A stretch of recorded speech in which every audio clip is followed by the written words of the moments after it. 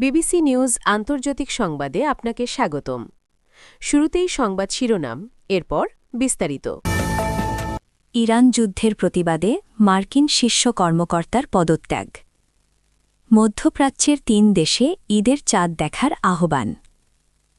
Israeli সেনাদের লক্ষ্য করে বড় হামলা। লারিজানিকে হত্যার পর ইরানিদের নেতানিয়াহুর বার্তা। এতক্ষণ শুনছিলেন সংবাদ শিরোনাম, এখন বিস্তারিত। আপনি যদি মুসলিমদের পাশে থাকতে চান তাহলে ভিডিওতে লাইক করে চ্যানেলটি অবশ্যই সাবস্ক্রাইব করে দেবেন।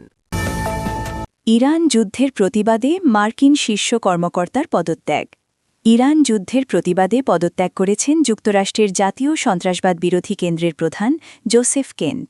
মার্কিন প্রেসিডেন্ট ডোনাল্ড ট্রাম্প প্রশাসনের প্রথম ও শীর্ষ কর্মকর্তা হিসেবে প্রথমবারের মতো কেউ এমন পদক্ষেপ নিলেন। স্থানীয় সময় মঙ্গলবার 17 মার্চ মার্কিন এ শীর্ষ কর্মকর্তা পদত্যাগকালে জানান, তেহরান যুক্তরাষ্ট্রের জন্য কোনো তাৎক্ষণিক হুমকি ছিল না। খবর রয়টার্স। প্রেসিডেন্ট ট্রাম্পের উদ্দেশ্যে লেখা এবং এক্সে সাবেক টুইটারে পোস্ট করা এক চিঠিতে বলেন, আমি বিবেকবান হিসেবে ইরানের বিরুদ্ধে চলমান এই যুদ্ধকে সমর্থন করতে পারছি না। ইরান আমাদের জাতির জন্য কোনো তাৎক্ষণিক হুমকি ছিল না এবং এটি স্পষ্ট যে ইসরায়েল ও তাদের শক্তিশালী লবির চাপে আমরা এই যুদ্ধ শুরু করেছি। উল্লেখ্য, কিছু বিশেষজ্ঞের মতে যুক্তরাষ্ট্রের বর্তমান আইন অনুযায়ী যুদ্ধ শুরু করার জন্য দেশটির ওপর একটি তাৎক্ষণিক হুমকি থাকা প্রয়োজন ছিল। রয়টার্স বলছে, জোসেফ কেন্টের এমন সিদ্ধান্তে খোদ মার্কিন গোয়েন্দা কর্মকর্তারা বিস্ময় প্রকাশ করেছেন। এ বিষয়ে হোয়াইট হাউস তাৎক্ষণিকভাবে কোনো মন্তব্যের অনুরোধে সাড়া দেয়নি। জাতীয় গোয়েন্দা পরিচালকের দপ্তর থেকেও তাৎক্ষণিক কোনো প্রতিক্রিয়া পাওয়া যায়নি। কেন্ট জাতীয় গোয়েন্দা পরিচালক তুলসি গ্যাবার্ডের ঘনিষ্ঠ হিসেবে পরিচিত। ইরান যুদ্ধ শুরু হওয়ার পর থেকে তুলসি গ্যাবার্ড নিজেকে আড়ালে রেখেছেন। গ্যাবার্ড এখন পর্যন্ত কোনো জনসমক্ষে বিবৃতি দেননি এবং চলতি মাসের শুরুতে ইরান যুদ্ধে নিহত মার্কিন সেনাদের মরদের রাষ্ট্রীয় মর্যাদায় হস্তান্তরের সময় ছাড়া তাকে আর কোথাও দেখা যায়নি। মধ্যপ্রাচ্যের ৩ দেশে ঈদের চাঁদ দেখার আহ্বান। দীর্ঘ ১ মাস সিয়াম সাধনা বা রোজা রাখার পর মুসলিম উম্মাহার জন্য আনন্দের বার্তা নিয়ে ঘনিয়ে আসছে পবিত্র ঈদ উল ফিতর। এটি মুসলমানদের সবচেয়ে বড় দুটি ধর্মীয় উৎসবের একটি। দিনটির তারিখ নির্ধারণে আগামী বৃহস্পতিবার সন্ধ্যায় পবিত্র শাওয়াল মাসের নতুন চাঁদ দেখবে মধ্যপ্রাচ্যের দেশ ওমান। চাঁদ দেখার ওপর ভিত্তি করে ওমানে ঈদ উল ফিতরের দিনক্ষণ নির্ধারিত হবে। ওমানের প্রধান চাঁদ দেখা কমিটি বৃহস্পতিবার দেশটির নাগরিক ও বাসিন্দাদের পশ্চিম আকাশে নজর রাখার আহ্বান জানিয়েছে। ওমানের প্রধান চাঁদ দেখা কমিটি জানিয়েছে, 1447 হিজরি সালের শাওয়াল মাসের চাঁদ দেখার জন্য তারা আগামী 19 মার্চ বৃহস্পতিবার সন্ধ্যায় এক বৈঠকে বসবে। কমিটির পক্ষ থেকে দেশ জুড়ে সাধারণ নাগরিক ও প্রবাসীদের চাঁদ দেখার জন্য এবং কেউ নিশ্চিতভাবে চাঁদ দেখতে পেলে তা সংশ্লিষ্ট কমিটিকে জানানোর জন্য বিশেষভাবে অনুরোধ করা হয়েছে। সাধারণত ওমানে চাঁদ দেখা কমিটির সিদ্ধান্তের মাধ্যমে পবিত্র রমজান মাসের সমাপ্তি এবং ঈদ উল ফিতরের শুরুর দিনটি ঘোষণা করা হয়।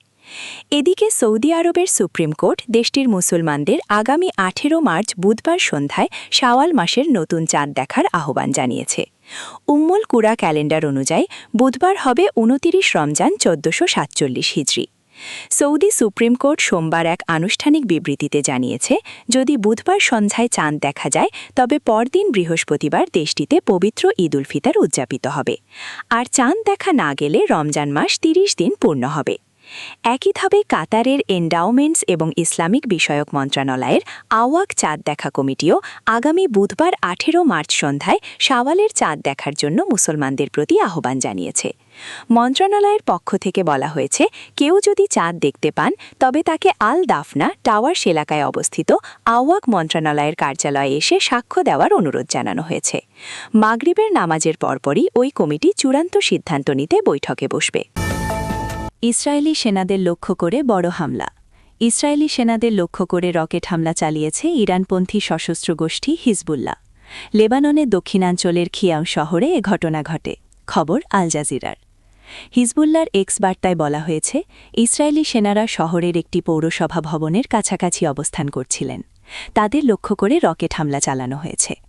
এর আগে হিজবুল্লাহ জানিয়েছিল, তারা লেবাননের বিনত জুবাইল জেলার সীমান্ত শহর মারুন আল রাসে এলাকায় ইসরায়েলি সেনাদের লক্ষ্য করে হামলা চালিয়েছে। তবে হামলায় ক্ষয়ক্ষতির বিষয়ে কিছুই জানায়নি ইসরায়েলি বাহিনী। এদিকে সংযুক্ত আরব আমিরাত ও অন্যান্য যুক্তরাষ্ট্রের উপসাগরীয় মিত্রদের ওপর নতুন হামলা চালিয়েছে ইরান। মঙ্গলবারে হামলা চালানো হয়। মার্কিন প্রেসিডেন্ট ডোনাল্ড ট্রাম্প জানিয়েছেন এই হামলা তিনি আশা করেননি।